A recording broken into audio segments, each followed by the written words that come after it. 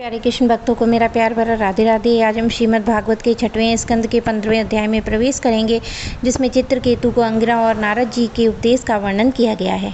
श्री सुखदेव जी कहते हैं, परीक्षित राजा चित्रकेतु शोकग्रस्त होकर मुर्दे के समान अपने मृत पुत्र के पास पड़े हुए थे। अब महर्षि अंगिरा और देव ऋषि नारद उन्हें सुंदर सुंदर उक्तियों से समझाने लगे।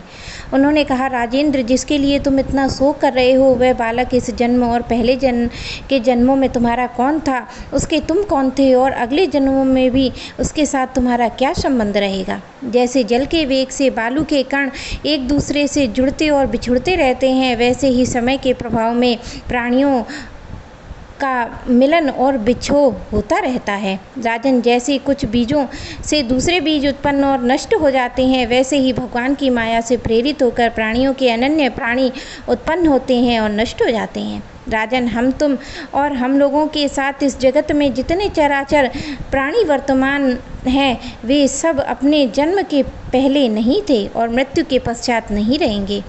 इससे सिद्ध है कि इस समय का भी उनका अस्तित्व नहीं है, क्योंकि सत्य वस्तु तो सब समय एक सी ही रहती है। भगवान ही समस्त प्राणियों के अधिपति हैं।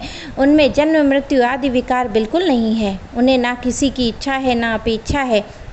वे अपने आप परतंत्र प्राणियों की सृष्टि कर लेते हैं और उनके द्वारा अन्य प्राणियों की रचना, पालन और संहार करते हैं।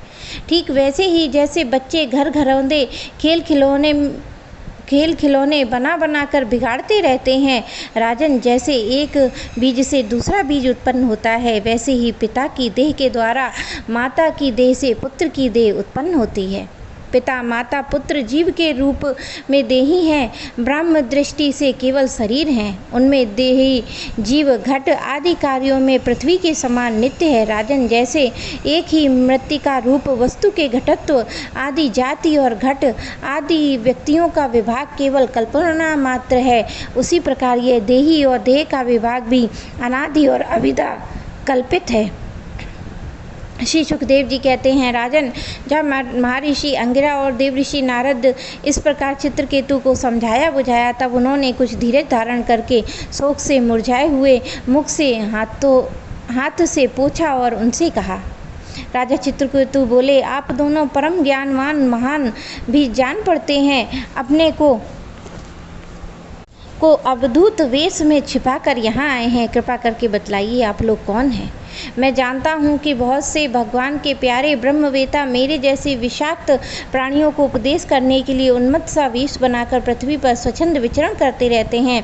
सनत कुमार, नारद, ऋषभ, अंगिरा, देवल, असित, व्यास, मार्कंडे, गौतम, वशिष्ठ, भगवान परशुराम, कपिल देव, सुखदेव, दुर्वासा, याज्ञवल्क और जातुकर्ण, हिरण्याभ, कौशल्य, श्रुतदेव और ऋतध्वज, ये सब तथा दूसरे सिद्धेश्वर ऋषि मुनि ज्ञान दान करने के लिए पृथ्वी पर विचरते रहते हैं। स्वामियों में मैं विषयों में फंसा हुआ मूढ़ बुद्धि ग्राम पशु हूँ और अज्ञान के घोर अंधकार में डूब रहा हूँ। आप लोग मुझे ज्ञान की ज्योति में प्रकाश के केंद्र में लाइए।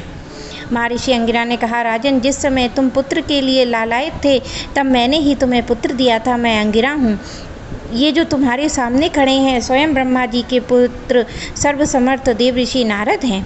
जब हम लोगों ने देखा कि तुम पुत्र शोक के कारण बहुत ही घने अंधकार में डूब रहे हो, तब सोचा कि तुम भगवान के भक्त हो, शोक करने योग्य नहीं, अतः तुम पर अनुग्रह करने के लिए हम दोनों यहाँ आए हैं।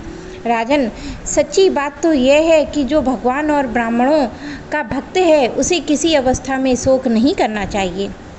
जिस समय पहले पहल में मैं तुम्हारे घर आया था, उसी समय मैंने तुम्हें परम ज्ञान का उपदेश देता, परंतु मैंने देखा कि अभी तो तुम्हारे हृदय में पुत्र की उत्कट लालसा है, इसलिए उस समय तुम्हें ज्ञान न देकर मैंने पुत्र ही दिया। अब तुम स्वयं अनुभव कर रहे हो कि पुत्रवानों को कितना दुख होता है। यह बात स्त्री, घर, धन, विविध प्रकार के ऐश्वर्य, संपत्तियाँ, शब्द, रूप, रस आदि विषय, राज्य, वैभव, पृथ्वी, राज्य, सेना, खजाना, सेवक, आमत्य, सगे संबंधी, इष्ट मित्र सबके लिए है, क्योंकि ये सब के सब अनित्य हैं।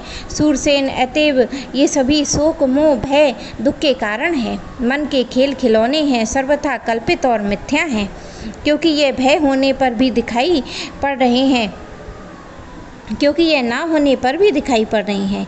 यही कारण है कि एक क्षण में दिखने पर दूसरे क्षण में लुप्त हो जाते हैं। ये गंधर्व नगर स्वप्न, जादू और मनोरथ की वस्तुओं के समान सर्वथा असत्य है। जो लोग कर्म वासनाओं से प्रेरित होकर विषयों का चिंतन करते रहते हैं, उन्हीं का मन अनेक प्रकार के कर्मों की सृष्टि करता है। जीवात्मा का यह देह, जो पंचभूत ज्ञानेंद्रिय काम इंद्रियों का संघात है, जीवों को विविध प्रकार के कलेश और संताप देने वाली कही जाती है। इसलिए तुम अपने मन को विषयों में भटकने से रोककर शांत करो, स्वस्थ करो और फिर उस मन के द्वारा अपने वास्तविक स्वरूप का विचार करो। यह दैत्य भ्रम में नित्य वृत्ति की बुद्धि छोड़कर परम शांति रूप परमात्मा में स्थित हो जाओ। देवऋषि नारद ने कहा, राजन, तुम एकाग्र चित्त से मुझसे यह मंत्र उपनिषद ग्रहण करो। इसे धारण करने से सात रात में ही तुम्हें भगवान शंकरषण का दर्शन होगा। नरेंद्र प्राचीन काल में भगवान शंकर आदि शंकरषण देव के ही चरण कमलों का आश्रय लिया था। इससे उन्होंने दैत्य भ्रम का परित्याग कर दिया है और उनकी ये महिमा को तो प्राप्त हुए जिससे बढ़कर तो कोई है ही नहीं।